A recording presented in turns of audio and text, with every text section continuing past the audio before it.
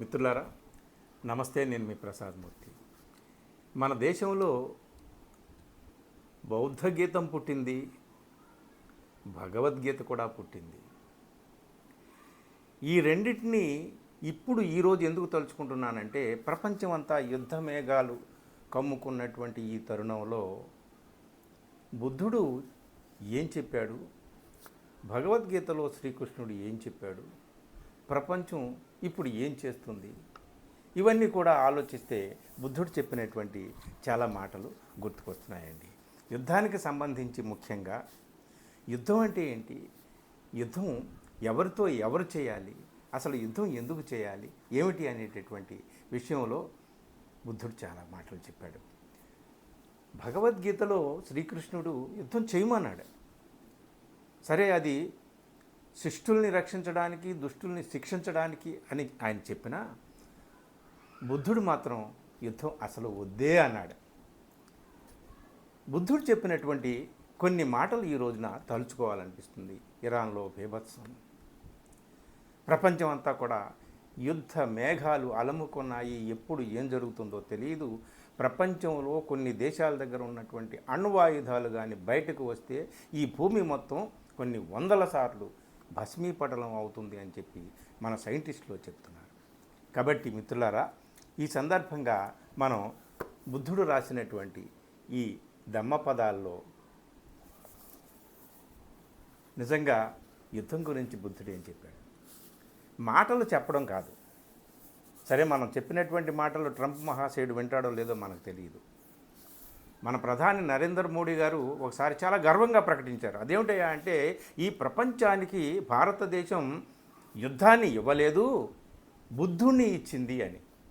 విశ్వకు భారత్నే యుద్ధ నహీ దియా, బుద్ధు దియా అని అంటాడనమాట. చాలా గొప్ప మాట, అద్భుతమైనటువంటి మాట నిజంగా.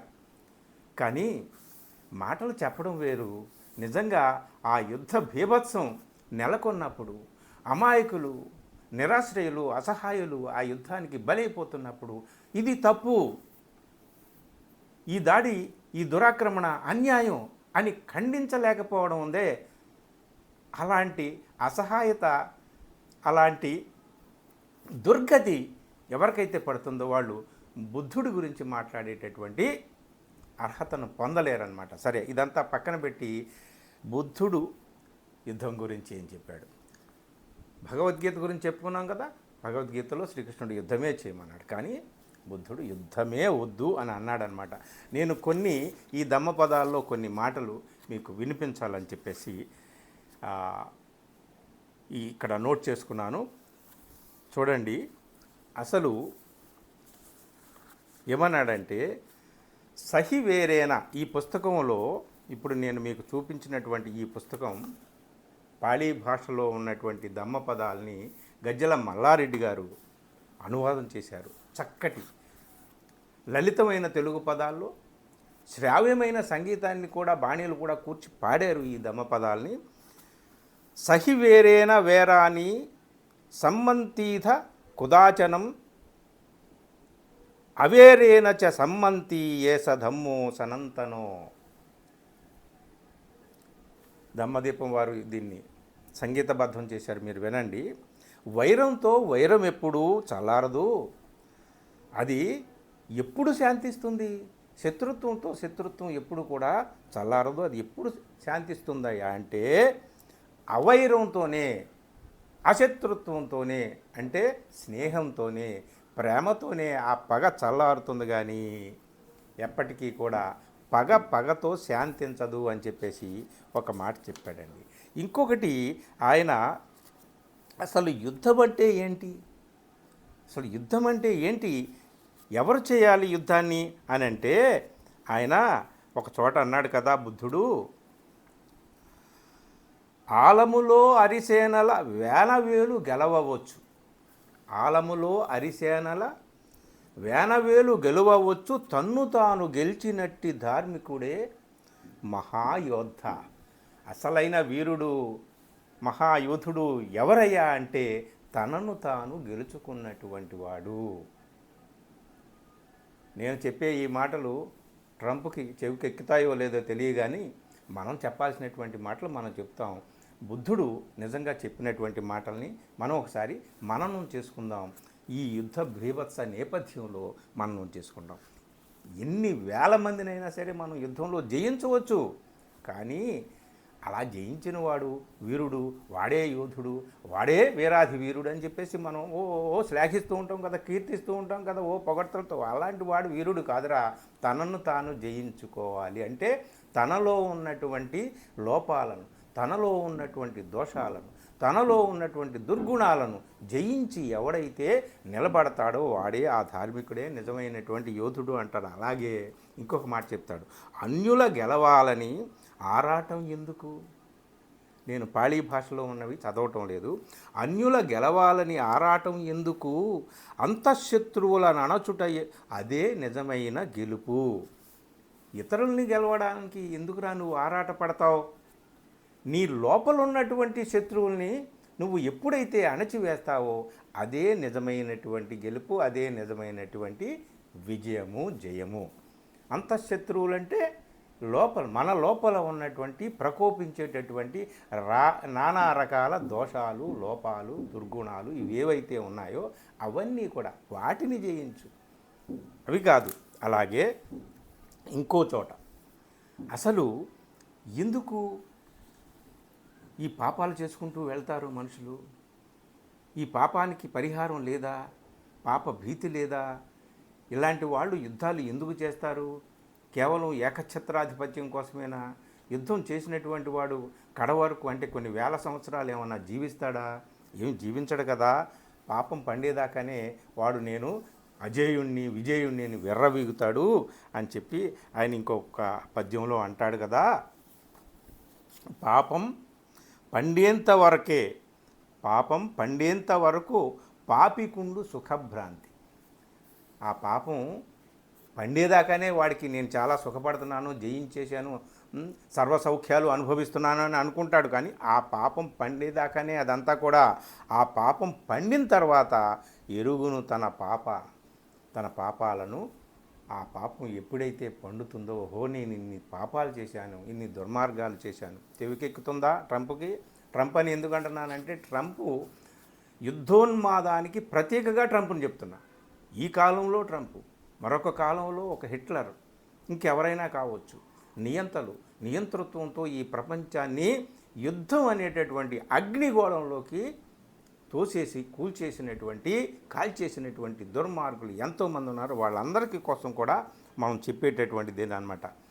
అలాంటి పాపాలు చేసేటటువంటి వ్యక్తులు ఇప్పుడు నాకు విజయం కావాలి, ఇప్పుడు నాకు ఈ భూమి మీద ఉన్నటువంటి సర్వ సౌఖ్యాలు కావాలి, సార్వభౌమత్వం కావాలి, అలా విర్రవీగేటటువంటి వాళ్ళకి ఎప్పటికీ కూడా ఆ విజయం శాశ్వతం కాదు అని చెప్పి, అలాంటి వాళ్ళు ఎప్పుడో ఒకప్పుడు ఆ పాపానికి మూల్యం చెల్లించాల్సి వస్తుంది, ఆ పాపానికి పరిహారం చెల్లించాల్సి వస్తుంది. వాళ్ళు ఎక్కడ దాగినా సరే.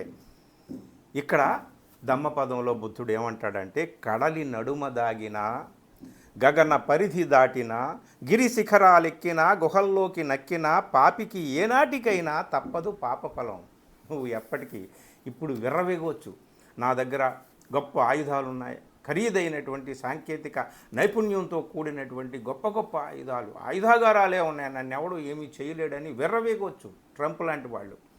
కానీ ఎప్పుడో ఒకప్పుడు దానికి మూల్యం చెల్లించాల్సినటువంటి పరిస్థితి, సందర్భం, కాలం వస్తుంది, వచ్చి తీరుతుంది, వచ్చింది చరిత్రలో అందరికీ కూడా.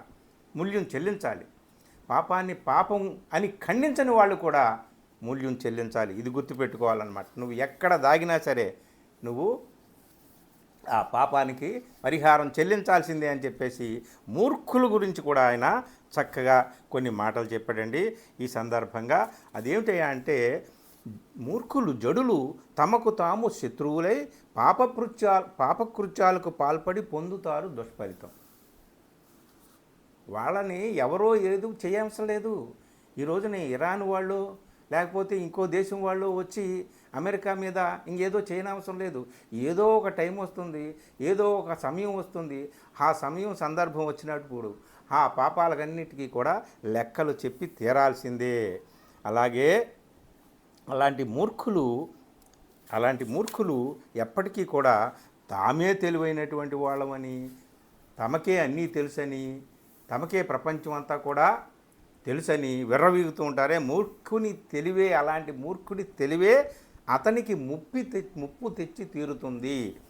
ఇంకొక దమ్మ పదంలో ఆయన చెప్పాడు, మూర్ఖుని తెలివే అతనికి ముప్పు తెచ్చి తీరుతుంది, ఏ కొంచెం మంచితనం ఉన్నా హతమార్చుతుంది, చివరకు ఆ తెలివి అతని స్థితినే దిగజార్చుతుంది. మూర్ఖుడి తెలివి నిజంగా తెలివి కాదు, మూర్ఖుడి జ్ఞానం అది నిజంగా జ్ఞానం కాదు, తనకేదో జ్ఞానం ఉందని వాడు విర్రవీగుతాడు. ఎప్పటికైనా సరే వాడు అధమ స్థాయికి చేరిపోవాల్సిందే. ధూర్తుడైనటువంటి వాడు, ఇప్పుడు ట్రంప్ ఉన్నాడు, ప్రపంచంలో ఏ దేశమైనా నా మాట వినాల్సిందే, ప్రపంచంలో ఏ దేశమైనా సరే నాకు అణిగిమణిగి ఉండాల్సిందే, నాకు లొంగి ఉండాల్సిందే, ఆయిల్ నీ దగ్గర ఉందా నాకు సప్లై చేయి, నేను సప్లై చేసేది నువ్వు తీసుకో, లేదంటే నీ దేశాన్ని నాశనం చేస్తాం, లేదంటే నీ దేశంలో ఉన్న ప్రభుత్వాన్ని కూల్చేస్తాం, లేదంటే నీ దేశం నాయకుడిని ఎత్తుకుపోతాం, చంపేస్తాం, నువ్వు ఎక్కడ దాక్కున్నా, ఇలాగా. కానీ వాడు ఏమనుకుంటాడు, తాత్కాలికంగా ఈ మొత్తం ప్రపంచాన్ని నేనే పరిపాలించాలి, ఈ సమస్తానికి నేనే అధినాయకుడిని కావాలని అనుకుంటాడు. ఇది తాత్కాలికమైనటువంటి అహంభావంతో కూడుకున్నటువంటి, ఆవేశంతో కూడుకున్నటువంటి చర్య. ధూర్తుడు ఏమంటాడంటే, ఇంకో దమ్మపదంలో మహానుభావుడు బుద్ధుడు, ధూర్తుడు స్థాయికి మించిన కీర్తికి పారాడుతాడు, శ్రమణ మండలిలో అగ్రణి కాగోరుతాడు, ఆరామంపై ఆధిపత్యానికి ఆరాటం చెందుతాడు, అన్యులలో మాన్యుడిగా ఉండాలని తప్పిస్తాడు. ఇప్పటికి 8-9 యుద్ధాలని ఆపేశాను, ఇదిగో ఇరాన్ని కూడా కొట్టేస్తున్నాను, నాకు శాంతి బహుమతి ఇవ్వండి. చేతుల నిండా రక్తం, దంతాల నిండా రక్తం, అసలు మనిషి నిలువెల్లా రక్తం, ఆలోచనల నిండా రక్తం, ఆచరణ నిండా రక్తం, చేసే చర్యల నిండా రక్తం. అలాంటి వ్యక్తి ఏ మహాసముద్రంలో మునిగినా ఆ రక్తాన్ని కడుక్కోలేడు. అలాంటి వాడికి శాంతి బహుమానం కావాలంట, నోబెల్ శాంతి పురస్కారం నాకు కావాలని ఆయన అంటున్నాడు. ఆయన ఇప్పుడు ఏం చేస్తున్నాడు, ఇరాన్ మీద. సరే, ఇరాన్లో ఉన్నటువంటి నాయకులు కరెక్టా కాదా అనేది అది వాదన పక్కన. కానీ ఇరాన్ ఏనాడు తొలిసారి ఏ దేశం మీద దండయాత్ర చేయలేదు, దాడి చేయలేదు. ఎవరైనా తన మీద దాడి చేస్తే తాను రిటార్ట్ ఇచ్చింది. ఆ దేశంలో వాళ్ళు నిజంగా నియంతలుగా ఉంటే ఆ దేశం ప్రజలే వాళ్ళు మార్చుకుంటారు. ఇంకొకడు ఎవడో అక్కడికి వెళ్ళి తీర్పులు చెప్పాల్సినటువంటి పరిస్థితి లేదు. అలాగా ధూర్తుడు ఈ ప్రపంచాన్ని నేనే అనుకుంటే ఎప్పటికైనా సరే వాడు తను పాఠాలు నేర్చుకోవాల్సిందే, పాపానికి పరిహారం చెందాల్సిందే, పొందాల్సిందే. ఇవన్నీ కూడా చెప్పి ఇంకా కొన్ని చెప్పాడండి. అదేమిటా అంటే, పాపము చూడండి, పాపం చేసేవాడు అంట, పాపం చేసేటప్పుడు ఫలితాలు ఎరగడు మూర్ఖుడు. వాడు కొట్టేస్తున్నాను, నేను ఇరాన్ కొట్టేస్తున్నాను, ఇంకొక దేశాన్ని కొట్టేశాను, ఆ దేశాన్ని కొట్టేశాను, ఈ దేశాన్ని కొట్టేశాను అంటాడు. ఫలితాలు ఎరగడు. రేపు జరగబోయే పరిణామాలు ఎలా ఉన్నాయో ఆలోచించుకోలేడు. అంత తెలివితేటలు లేవు వాడికి. ఉన్న తెలివితేటలలో యుద్ధోన్మాదమే. పాపం చేసేటప్పుడు ఫలితాలు ఎరగడు మూర్ఖుడు, చివరికి అవి అగ్నిలాగా అవివేకిని దహించు. అగ్నిలాగా అతన్ని చుట్టుముట్టి ఆ పాపాలు ఎప్పటికీ దహిస్తాయో అప్పుడే వాడికి తెలుస్తుంది, అయ్యో నేను ఈ పాపం చేశానే అని. అలాగా ఇంకొక మాట కూడా చెప్పాడు, శిక్షార్హులు నిర్దోషుల అమాయకుల నిర్దయ దండించువాడు దశవిధ పాపాలలో శిక్షార్హులు. నిర్దోషుల్ని అమాయకుల్ని ఏమండి, 165 మంది చిన్న పిల్లల్ని, పసి మొగ్గల లాంటి పిల్లలు చదువుకునే పాఠశాల మీద బాంబులు దాడి చేస్తాడు ఎవడన్నా మనిషి అన్నవాడు. మరి అలాంటి వాడికి ఉండదా ఆ పాపానికి ఇంకేమీ ఉండదా? ఉంటే ఉంటుంది, శిక్ష ఉంటుంది. ఎప్పుడు ఉంటుంది, ఏ రూపంలో ఉంటుంది, ఎలా ఉంటుంది ఎవరికి తెలియదు. కాబట్టి ఈయన దమ్మపదంలో ఏనాడో బుద్ధుడు చెప్పాడనమాట, శిక్షార్హులు కాని వారిని శిక్షించిన నేరానికి తప్పవు తీవ్ర వేదనలు. ఆనాడు 2600 సంవత్సరాల క్రితం బుద్ధుడు ఇగో ఈ ట్రంప్ లాంటి వాళ్ళకే పాఠాలు చెప్పాడనమాట. కాబట్టి జయం వల్ల చివరిగా ఆయన ఏం చెప్పాడు అంటే, ఒక్క మాట, ఇప్పుడు తాత్కాలికంగా నీకు జయం సమకూరుతుంది, విక్టరీ వస్తుంది, అన్నీ బాగానే కొన్ని దేశాలు నీకు లొంగిపోతాయి. కానీ అసలైనటువంటి జయం ఏంటి, అసలైనటువంటి విజయం ఏమిటి అంటే, జయం వల్ల పుట్టును పగ, పరాజితుడు దుఃఖితుడు, జయాపజయాతీతుడు శాంతి సుఖం పొందుతాడు. మహానుభావుడు. నీకు జయం పొందితే నువ్వు పగ, ఇవాళ జయం పొందుతావు, ఇంకో దేశాన్ని ఆక్రమించాలనేటటువంటి పగ నీలో చల్లారదు. అలాగే బాధితుడు ఎవరైతే ఉంటాడో వాడు దుఃఖం చెందుతాడు. అసలు ఇది కాదు, దుఃఖం ఇది కాదు, శాంతి ఇది కాదు, జయం జయం జయం అనేటటువంటి గర్వాతిశయం ఇది కాదు. ఎవరైతే నిజంగా సుఖాన్ని శాంతిని పొందుతారంటే జయాపజయాలకి ఎవరు అతీతంగా ఉంటారో వాళ్ళు మాత్రమే శాంతిని సుఖాన్ని పొందుతారు. కాబట్టి నేను ఈ సందర్భంగా భగవద్గీతని తలుచుకున్నాను, బుద్ధగీతని తలుచుకున్నాను. బుద్ధుడిని ప్రపంచానికి ఇచ్చామని గర్వంగా చెప్పుకుంటున్నటువంటి వాళ్ళే అమాయకుల మీద దాడులు జరుగుతుంటే దాన్ని ఖండించలేకపోయారే, అలాంటి వాళ్ళను కూడా మనం తలుచుకున్నాము. మిత్రులారా, చివరిగా నేను ఒకటే మాట చెప్తాను. లక్షల కావ్యాలు పుట్టాయి, ఎవరెవరో భగవద్గీత లాంటి ఎన్నో గీతాలు పుట్టాయి. ఏమి పుట్టినా ఈ ప్రపంచానికి మణిదీపం లాంటిది, ప్రపంచానికి దారి చూపించేటటువంటిది ఒకటే ఒక గీత, అదే బుద్ధగీతం. దీనికి సంబంధించి వందలలో నిస్సారపు వ్యర్థ గతులు ఎందుకంట ఒక దమ్మపదం ఉంది. చివరిగా నేను చెప్తున్నది, ఎన్నో వందల వేల కావ్యాలు వచ్చేసినాయి, అవి అన్నీ నిస్సారపు కావ్యాలు, అవి కాదు. శాంతి ప్రసాదించునట్టి సద్గీతం ఒక్కటి చాలు. నీకు శాంతిని ప్రసాదించేటటువంటి గీతం అది ఒక్కటి ఉంటే చాలు. అలాంటిది మనకి కావాలి, బుద్ధగీత కావాలి. మన దేశానికే కాదు, మొత్తం ప్రపంచానికి అంతటికీ కావాలి. మన మాటలు ఇప్పుడు నేను మీకుతో పంచుకుంటున్నటువంటి ఈ మాటలు, ఈ దమ్మపదాలు ట్రంప్కి వినిపిస్తాయా, అర్థమవుతాయా అని నేనేమి అనుకోవట్లేదు. కానీ బుద్ధుడు చెప్పినటువంటి ఈ దమ్మపదాలు ఈ రోజున గుర్తుకొస్తున్నాయి, ఏ రోజున గుర్తుకొస్తాయి. యుద్ధం ఉన్నంతకాలం, ఈ రక్తపాతం జరుగుతున్నంతకాలం మన మహాకవి అంటాడే, రణరక్త ప్రవాహసిక్తం అని. నరజాతి చరిత్ర సమస్తం రణరక్త ప్రవాహసిక్తం.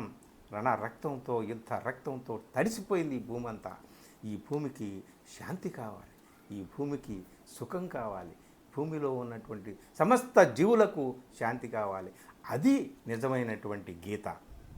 బుద్ధగీతే నిజమైనటువంటి గీత, ప్రపంచానికి కూడా సద్గతిని ప్రసాదించేటటువంటి అద్భుతమైనటువంటి గీత. ఈ సందర్భంగా నేను గుర్తు చేసుకున్నాను, దాన్ని మీతో పంచుకోవాలని ఈ చిన్న వీడియో. నచ్చితే మిత్రులకు షేర్ చేయండి, అలాగే నా ఛానల్ని సబ్స్క్రైబ్ చేయడం కూడా మర్చిపోవద్దు. Thank you.